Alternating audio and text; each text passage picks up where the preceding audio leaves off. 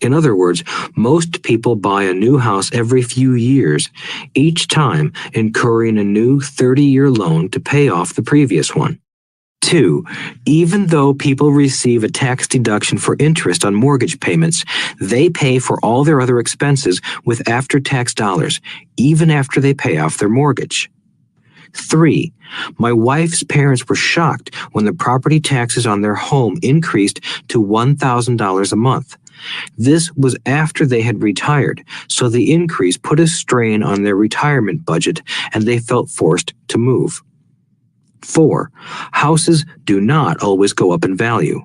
I have friends who owe $1 million for a home that today would sell for far less. 5. The greatest losses of all are those from missed opportunities. If all your money is tied up in your house, you may be forced to work harder because your money continues blowing out of the expense column instead of adding to the asset column, the classic middle-class cash flow pattern. If a young couple would put more money into their asset column early on, their later years would be easier. Their assets would have grown and would be available to help cover expenses. All too often, a house only serves as a vehicle for incurring a home equity loan to pay for mounting expenses. In summary, the end result in making a decision to own a house that is too expensive in lieu of starting an investment portfolio impacts an individual in at least the following 3 ways. 1. Loss of time during which other assets could have grown in value. 2. Loss of additional capital, which could have been invested instead of paying for high-maintenance expenses related directly to the home. 3. Loss of education. Too often, people count their house and savings and retirement plans as all they have in their asset column. Because they have no money to invest, they simply don't invest. This costs them investment experience. Most never become what the investment world calls a sophisticated investor. And the best investments are usually first sold to sophisticated investors, who then turn around and sell them to the people playing it safe. I am not saying don't buy a house. What I'm saying is that you should understand the difference between an asset and a liability. When I want a bigger house, I first buy assets that will generate the cash flow to pay for the house. My educated dad's personal financial statement best demonstrates the life of someone caught in the rat race. His expenses match his income, never allowing him enough left over to invest in assets. As a result, his liabilities are larger than his assets. Why the rich get richer. A review of my rich dad's financial statement shows why the rich get richer. The asset column generates more than enough income to cover expenses, with the balance reinvested into the asset column. The asset column continues to grow, and therefore, the income it produces grows with it. The result is that the rich get richer. Why the middle class struggle? The middle class finds itself in a constant state of financial struggle. Their primary income is through their salary. As their wages increase, so do their taxes. Their expenses tend to increase in proportion to their salary increase, hence the phrase, the rat race. They treat their home as their primary asset instead of investing in income-producing assets. This pattern of treating your home as an investment and the philosophy that a pay raise means you can buy a larger home or spend more is the foundation of today's debt-ridden society. Increased spending throws families into greater debt and into more financial uncertainty, even though they may be advancing in their jobs and receiving raises on a regular basis. This is high-risk living caused by weak financial education. The massive loss of jobs in recent times proves how shaky the middle class really is financially. Company pension plans are being replaced by 401k plans. Social Security is obviously in trouble and can't be relied upon as a source for retirement. Panic has set in for the middle class. Today, mutual funds are popular because they supposedly represent safety. Average mutual fund buyers are too busy working to pay taxes and mortgages, save for their children's college, and pay off credit cards. They do not have time to study investing, so they rely on the expertise of the manager of a mutual fund.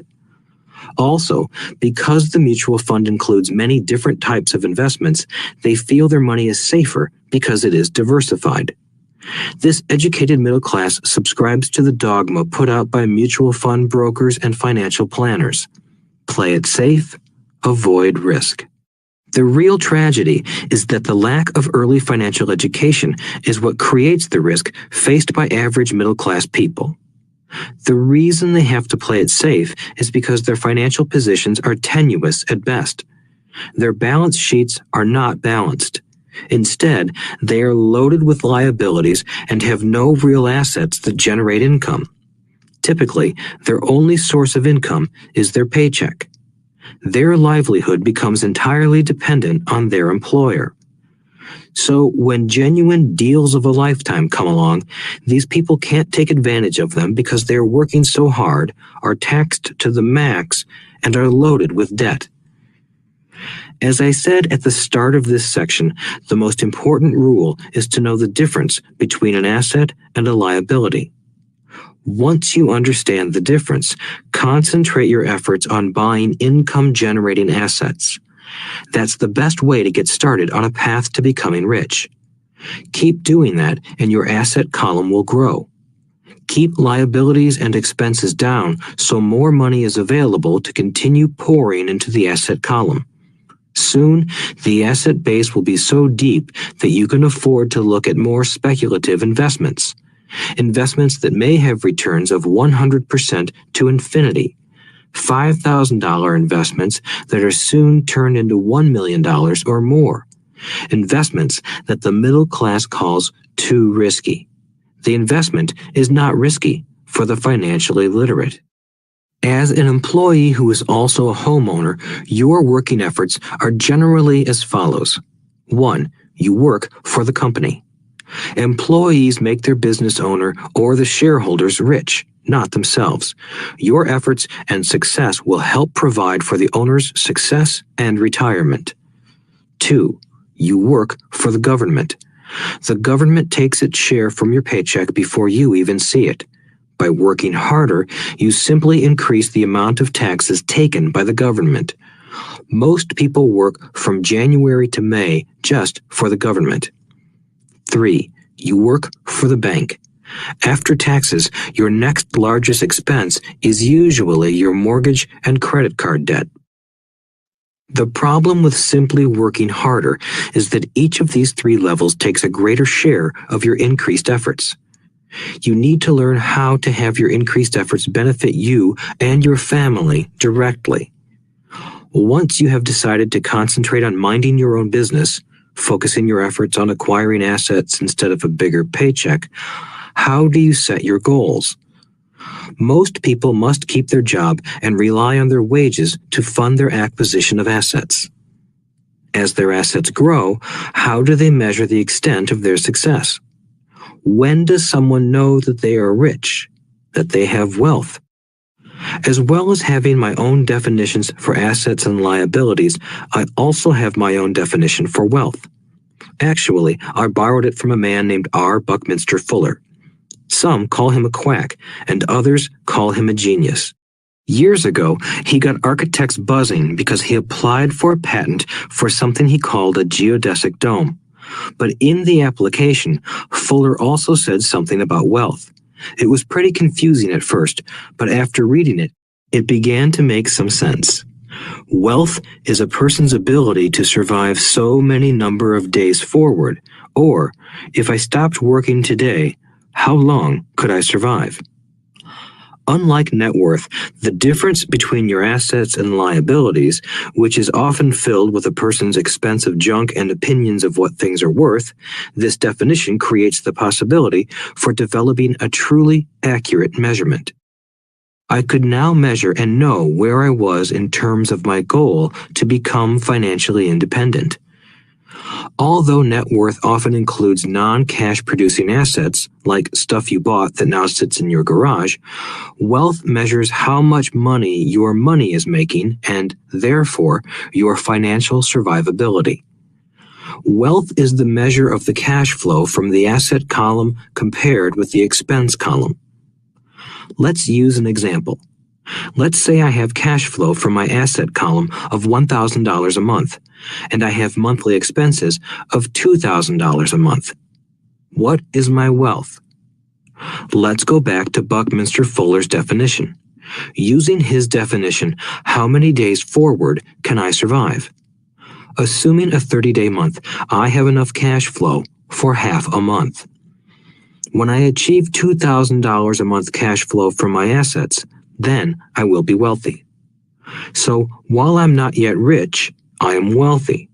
I now have income generated from assets each month that fully cover my monthly expenses. If I want to increase my expenses, I first must increase my cash flow to maintain this level of wealth. Also note that it is at this point that I'm no longer dependent on my wages. I have focused on and been successful in building an asset column that has made me financially independent. If I quit my job today, I would be able to cover my monthly expenses with the cash flow from my assets. My next goal would be to have the excess cash flow from my assets reinvested into the asset column. The more money that goes into my asset column, the more my asset column grows. The more my assets grow, the more my cash flow grows. And as long as I keep my expenses less than the cash flow from these assets, I grow richer with more and more income from sources other than my physical labor. As this reinvestment process continues, I am well on my way to becoming rich. Just remember this simple observation. The rich buy assets. The poor only have expenses. The middle class buy liabilities they think are assets. So how do I start minding my own business? What is the answer? Listen to the founder of McDonald's in the next chapter. Chapter 3. Lesson 3. Mind your own business. The rich focus on their asset columns while everyone else focuses on their income statements. In 1974, Ray Kroc, the founder of McDonald's, was asked to speak to the MBA class at the University of Texas at Austin. A friend of mine was a student in that MBA class. After a powerful and inspiring talk, the class adjourned and the students asked Ray if he would join them at their favorite hangout to have a few beers. Ray graciously accepted. "What business am I in?" Ray asked once the group had all their beers in hand. Everyone laughed, my friend said. Most of the MBA students thought Ray was just fooling around. No one answered, so Ray asked again. "What business do you think I'm in?" The students laughed again, and finally one brave soul yelled out, "Ray, who in the world doesn't know that you're in the hamburger business?" Ray chuckled. "That's what I thought you would say." He paused and then quickly added, "Ladies and gentlemen, I'm not in the hamburger business. My business is real estate." As my friend tells the story, Ray spent a good amount of time explaining his viewpoint. In his business plan, Ray knew that the primary business focus was to sell hamburger franchises, but what he never lost sight of was the location of each franchise. He knew that the land and its location were the most significant factors in the success of each franchise. Basically, the person who bought the franchise was also buying the real estate under the franchise for Ray Kroc's organization. Today, McDonald's is the largest single owner of real estate in the world, owning even more than the Catholic Church. McDonald's owns some of the most valuable intersections and street corners in America and around the globe. My friend considers this as one of the most important lessons in his life. Today, he owns car washes, but his business is the real estate under those car washes. The previous chapter presented that most people work for everyone but themselves. They work first for the owners of the company, then for the government through taxes, and finally for the bank that owns their mortgage. When I was a young boy, we did not have a McDonald's nearby. Yet my rich dad was responsible for teaching Mike and me the same lesson that Ray Kroc talked about at the University of Texas. It is secret number 3 of the rich. The secret is mind your own business. Financial struggle is often directly the result of people working all their lives for someone else. Many people will simply have nothing at the end of their working days to show for their efforts. Our current educational system focuses on preparing today's youth to get good jobs by developing scholastic skills. Their lives will revolve around their wages or, as described earlier, their income column.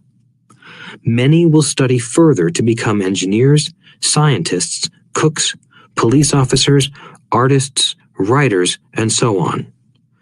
These professional skills allow them to enter the workforce and work for money. But there is a big difference between your profession and your business. Often I ask people, "What is your business?" And they will say, "Oh, I'm a banker."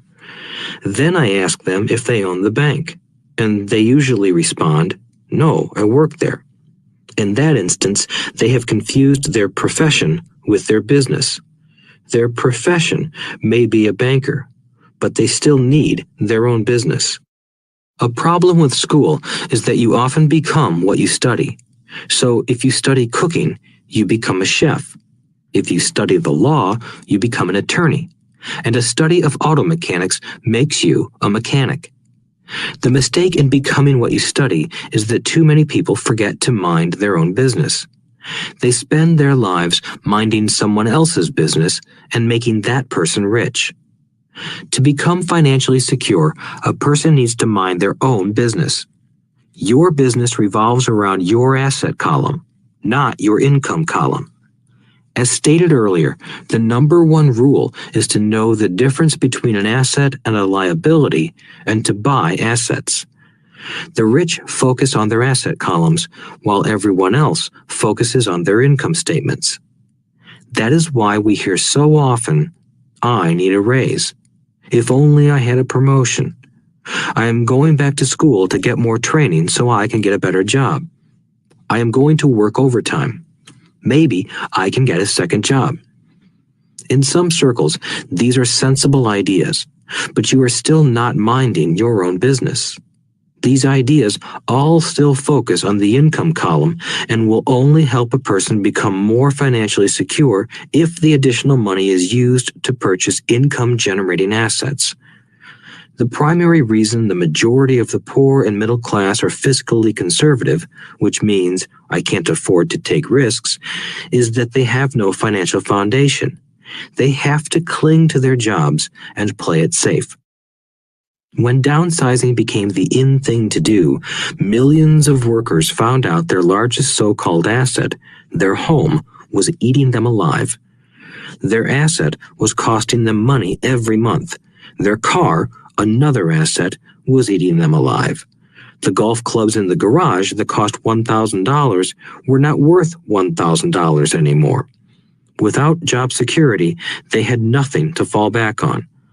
What they thought were assets could not help them survive in a time of financial crisis. I assume most of us have filled out a credit application to buy a house or a car. It's always interesting to look at the net worth section because of what accepted banking and accounting practices allow a person to count as assets. One day when I wanted a loan, my financial position did not look too good. So I added my new golf clubs, my art collection, books, electronics, Armani suits, wristwatches, shoes, and other personal effects to boost the number in the asset column. But I was turned down because I had too much investment real estate. The loan committee didn't like that I made so much money from rent. They wanted to know why I did not have a normal job with a salary. They did not question the Armani suits, golf clubs, or art collection. Life is sometimes tough when you do not fit the standard profile. I cringe every time I hear someone say to me that their net worth is $1 million or $100,000 or whatever. One of the main reasons net worth is not accurate is simply because the moment you begin selling your assets, you are taxed for any gains. So many people have put themselves in deep financial trouble when they run short of income. To raise cash, they sell their assets, but their personal assets can generally be sold for only a fraction of the value that is listed on their personal balance sheet. Or, if there is a gain on the sale of the assets, they are taxed on the gain.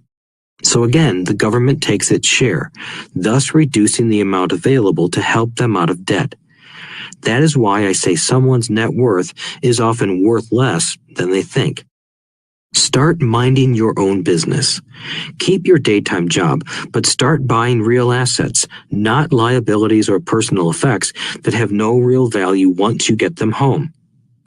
A new car loses nearly 25% of the price you pay for it the moment you drive it off the lot. It is not a true asset even if your banker lets you list it as one. My $400 new titanium driver was worth $150 the moment I teed off. Keep expenses low, reduce liabilities, and diligently build a base of solid assets. For young people who have not yet left home, it is important for parents to teach them the difference between an asset and a liability. Get them to start building a solid asset column before they leave home, get married, buy a house, have kids, and get stuck in a risky financial position, clinging to a job and buying everything on credit. I see so many young couples who get married and trap themselves into a lifestyle that will not let them get out of debt for most of their working years. For many people, just as the last child leaves home, the parents realize they have not adequately prepared for retirement and they begin to scramble to put some money away. Then their own parents become ill and they find themselves with new responsibilities. So what kind of assets am I suggesting that you or your children acquire? In my world, real assets fall into the following categories. Businesses that do not require my presence. I own them, but they are managed or run by other people. If I have to work there, it's not a business. It becomes my job. Stocks, bonds, income-generating real estate, notes, IOUs, royalties from intellectual property such as music, scripts, and patents. Anything else that has value, produces income, or appreciates, and has a ready market. As a young boy, my educated dad encouraged me to find a safe job, but my rich dad encouraged me to begin acquiring assets that I loved. If you don't love it, you won't take care of it. I collect real estate simply because I love buildings and land. I love shopping for them, and I could look at them all day long. When problems arise, the problems aren't so bad that it changes my love for real estate. For people who hate real estate, they shouldn't buy it. I also love stocks of small companies, especially startups, because I am an entrepreneur, not a corporate person. In my early years, I worked in large organizations such as Standard Oil of California, the U.S. Marine Corps, and Xerox Corporation. I enjoyed my time with those organizations and have fond memories, but I know deep down I am not a company man. I like starting companies, not running them. So my stock buys are usually of small companies.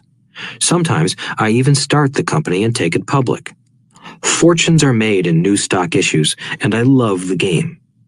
Many people are afraid of small-cap companies and call them risky, and they are.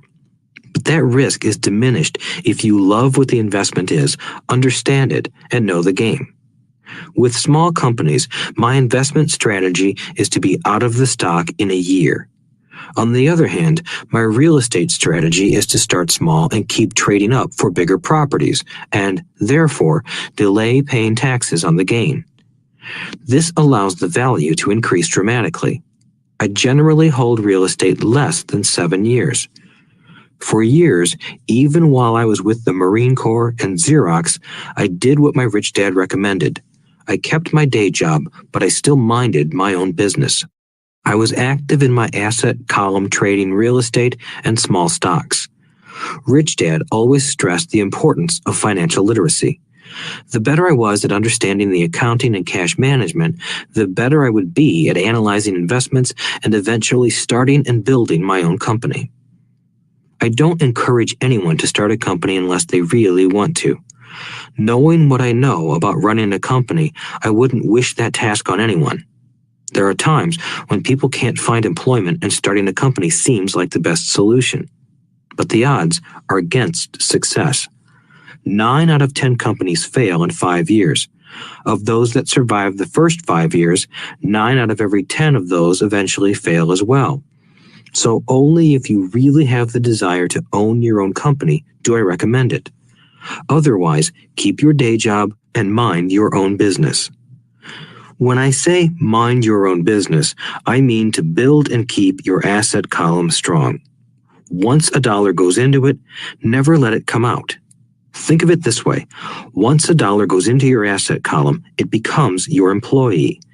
The best thing about money is that it works 24 hours a day and can work for generations. Keep your day job, be a great hardworking employee, but keep building that asset column. As your cash flow grows, you can indulge in some luxuries. An important distinction is that rich people buy luxuries last, while the poor and middle class tend to buy luxuries first. The poor and the middle class often buy luxury items like big houses, diamonds, furs, jewelry, or boats because they want to look rich. They look rich, but in reality they just get deeper in debt on credit. The old money people, the long-term rich, build their asset column first.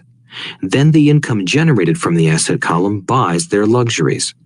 The poor and middle class buy luxuries with their own sweat, blood, and children's inheritance.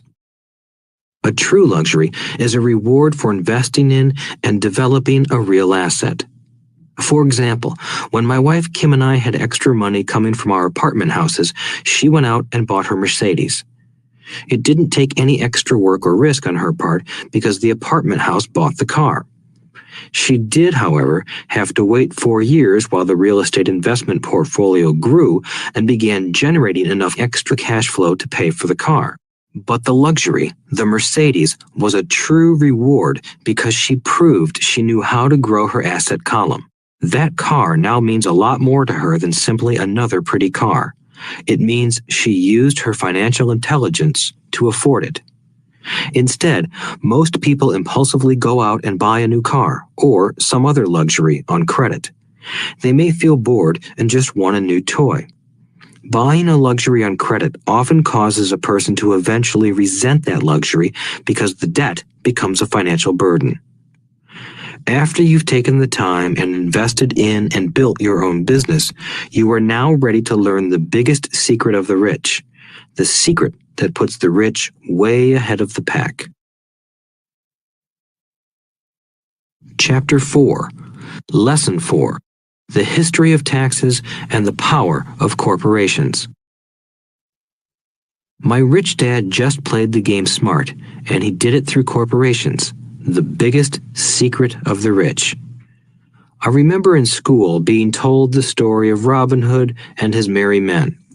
My teacher thought it was a wonderful story of a romantic hero who robbed from the rich and gave to the poor. My rich dad did not see Robin Hood as a hero. He called Robin Hood a crook. Robin Hood may be long gone, but his followers live on. I often still hear people say, "Why don't the rich pay for it?" Or, "The rich should pay more in taxes and give it to the poor." It is this Robin Hood fantasy, or taking from the rich to give to the poor, that has caused the most pain for the poor and the middle class. The reason the middle class is so heavily taxed is because of the Robin Hood ideal. The reality is that the rich are not taxed. It's the middle class who pays for the poor, especially the educated, upper-income middle class. Again, to understand fully how things happen, we need to look at the history of taxes. Although my highly educated dad was an expert on the history of education, my rich dad fashioned himself an expert on the history of taxes. Rich Dad explained to Mike and me that originally in England and America, there were no taxes. Occasionally, there were temporary taxes levied in order to pay for wars. The king or the president would put the word out and ask everyone to chip in. Taxes were levied in Britain for the fight against Napoleon from 1799 to 1816, and in America to pay for the Civil War from 1861 to 1865. In 1874, England made income tax a permanent levy on its citizens. In 1913, an income tax became permanent in the United States with the adoption of the 16th Amendment to the U.S. Constitution. At one time, Americans were anti-tax. It had been the tax on tea that led to the famous Tea Party in Boston Harbor, an incident that helped ignite the Revolutionary War. It took approximately 50 years in both England and the United States to sell the idea of a regular income tax. What these historical dates failed to reveal is that both of these taxes were initially levied against only the rich. It was this point that Rich Dad wanted Mike and me to understand. He explained that the idea of taxes was made popular and accepted by the majority by telling the poor and the middle class that taxes were created only to punish the rich. This is how the masses voted for the law, and it became constitutionally legal. Although it was intended to punish the rich, in reality it wound up punishing the very people who voted for it, the poor and middle class. Once government got a taste of money, its appetite grew, said Rich Dad. Your dad and I are exactly opposite. He's a government bureaucrat, and I am a capitalist. We get paid, and our success is measured on opposite behaviors. He gets paid to spend money and hire people. The more he spends and the more people he hires, the larger his organization becomes. In the government, a large organization is a respected organization. On the other hand, within my organization, the fewer people I hire and the less money I spend, the more I am respected by my investors. That's why I don't like government people. They have different objectives than most business people. As the government grows, more and more tax dollars are needed to support it. My educated dad sincerely believed that government should help people. He loved John F. Kennedy and especially the idea of the Peace Corps. He loved the idea so much that both he and my mom worked for the Peace Corps, training volunteers to go to Malaysia, Thailand, and the Philippines. He always strived for additional grants and budget increases so he could hire more people, both in his job with the Education Department and in the Peace Corps. From the time I was about 10 years old, I would hear from my rich dad that government workers were a pack of lazy thieves, and from my poor dad, I would hear how the rich were greedy crooks who should be made to pay more taxes. Both sides had valid points. It was difficult to go to work for one of the biggest capitalists in town and come home to a father who was a prominent government leader. It was not easy to know which dad to believe. Yet, when you study the history of taxes, an interesting perspective emerges. As I said, the passage of taxes was only possible because the masses believed in the Robin Hood theory of economics. Take from the rich and give to everyone else. The problem was that the government's appetite for money was so great that taxes soon needed to be levied on the middle class, and from there it kept trickling down. However, the rich saw an opportunity because they don't play by the same set of rules. The rich knew about corporations, which became popular in the days of sailing ships. The rich created the corporation as a vehicle to limit their risk to the assets of each voyage. The rich put their money into a corporation to finance the voyage. The corporation would then hire a crew to sail to the New World to look for treasure. If the ship was lost, the crew lost their lives, but the loss to the rich would be limited only to the money they invested for that particular voyage. It is the knowledge of the legal corporate structure that really gives the rich a vast advantage over the poor and middle class. Having two fathers teaching me, one a socialist and the other a capitalist, I quickly began to realize that the philosophy of the capitalist made more financial sense to me. It seemed to me that the socialists ultimately penalized themselves due to their lack of financial education. No matter what the take from the rich crowd came up with, the rich always found a way to outsmart them. That is how taxes were eventually levied on the middle class. The rich outsmarted the intellectuals solely because they understood the power of money, a subject not taught in schools. How did the rich outsmart the intellectuals? Once the take from the rich tax was passed, cash started flowing into government coffers. Initially, people were happy. Money was handed out to government workers and the rich. It went to government workers in the form of jobs and pensions, and it went to the rich via their factories receiving government contracts. The government received a large pool of money, but the problem was the fiscal management of that money. The government ideal is to avoid having excess money. If you fail to spend your allotted funds, you risk losing it in the next budget. You would certainly not be recognized for being efficient. Business people, on the other hand, are rewarded for having excess money and are applauded for their efficiency. As this cycle of growing government spending continued, the demand for money increased, and the tax the rich idea was adjusted to include lower income levels down to the very people who voted it in, the poor and the middle class. True capitalists used their financial knowledge to simply find an escape. They headed back to the protection of a corporation. But what many people who have never formed a corporation don't know is that a corporation is not really a thing. A corporation is merely a file folder with some legal documents in it, sitting in some attorney's office and registered with a state government agency. It's not a big building or a factory or a group of people. A corporation is merely a legal document that creates a legal body without a soul. Using it, the wealth of the rich was once again protected. It was popular because the income tax rate of a corporation is less than the individual income tax rates. In addition, certain expenses could be paid by a corporation with pre-tax dollars. This war between the haves and have-nots has raged for hundreds of years. The battle is waged whenever and wherever laws are made, and it will go on forever. The problem is that the people who lose are the uninformed, the ones who get up every day and diligently go to work and pay taxes. If they only understood the way the rich play the game, they could play it too. Then they would be on their way to their own financial independence. This is why I cringe every time I hear a parent advise their children to go to school so they can find a safe, secure job. An employee with a safe, secure job without financial aptitude has no escape. Average Americans today work 5 to 6 months for the government just to cover their taxes. In my opinion, that is simply too long. The harder you work, the more you pay the government. That is why I believe that the idea of take from the rich backfired on the very people who voted it in.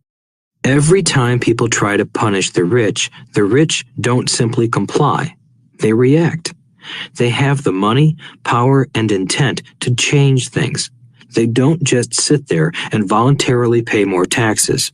Instead, they search for ways to minimize their tax burden. They hire smart attorneys and accountants and persuade politicians to change laws or create legal loopholes. They use their resources to effect change. The tax code of the United States also allows other ways to reduce taxes. Most of these vehicles are available to anyone, but it is the rich who find them because they are minding their own business. For example, 1031 is jargon for Section 1031 of the Internal Revenue Code, which allows a seller to delay paying taxes on a piece of real estate that is sold for a capital gain through an exchange for a more expensive piece of real estate. Real estate is one investment vehicle that has a great tax advantage.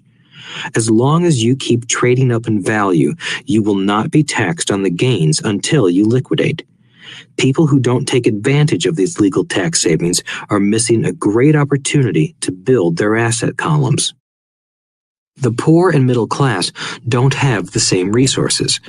They sit there and let the government's needles enter their arm and allow the blood donation to begin.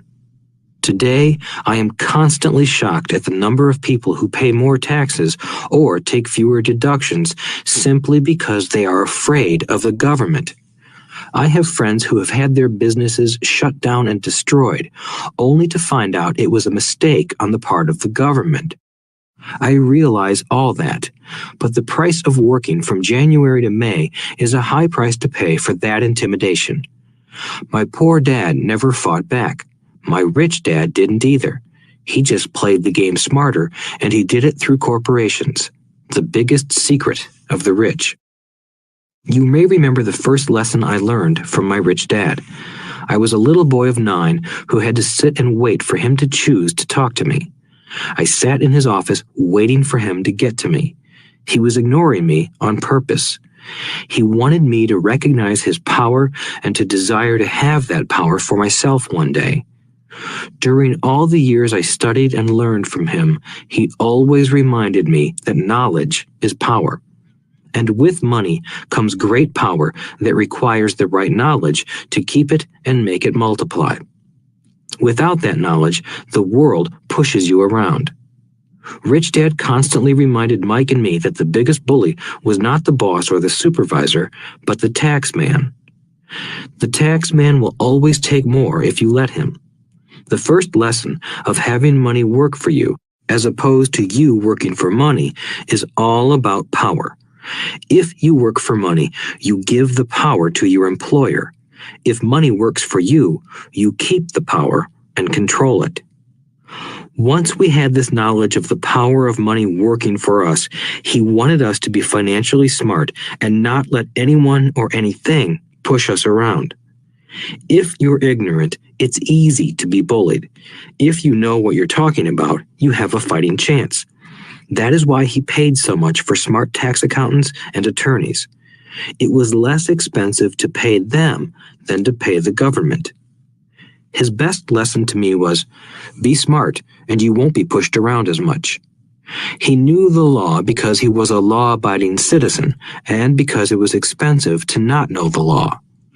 If you know you're right, you're not afraid of fighting back, even if you are taking on Robin Hood and his band of merry men. My highly educated dad always encouraged me to land a good job with a strong corporation. He spoke of the virtues of working your way up the corporate ladder. He didn't understand that by relying solely on a paycheck from a corporate employer, I would be a docile cow ready for milking. When I told my rich dad of my father's advice, he only chuckled. "Why not own the ladder?" was all he said.